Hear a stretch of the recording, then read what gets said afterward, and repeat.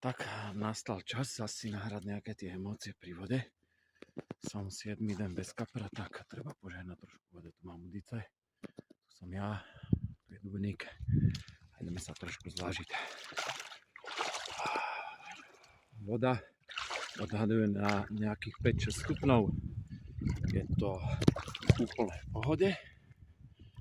A keďže som tu sám, takže idem len do vody po teplomer a zvyšok si koknem. Vedľa seba mám rybárov, čo ma budú strážiť a ideme na to.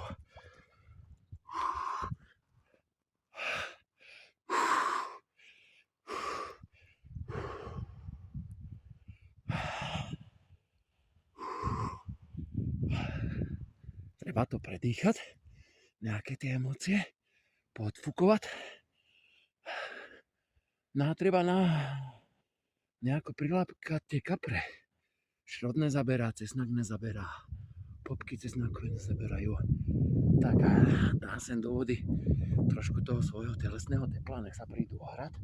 Ohrejem vodu a hlavne ryby sa dajú nalákať na bariake a romy a vône. A doma mám úhor v akvárku a vždycky tam, keď tam vymácham dážďovku, tak on aj 15 minút hľadá dážďovku v akvárku.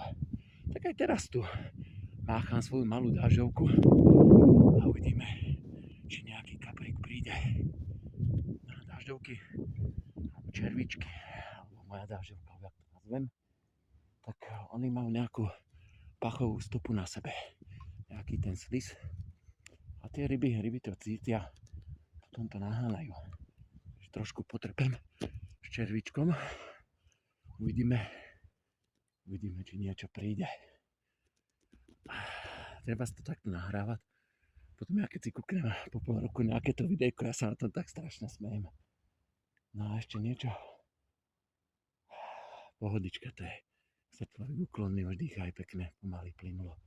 Teraz niečo k tým dážďovkám, k tej mojej dážďovke. To je dážďovka obyčajná alebo zemná. Takže trošku zakrmíme. A je to po latinsky, je to Lumbricus terrestris. Dosahujú na Slovensku od takých 15 až 40 cm.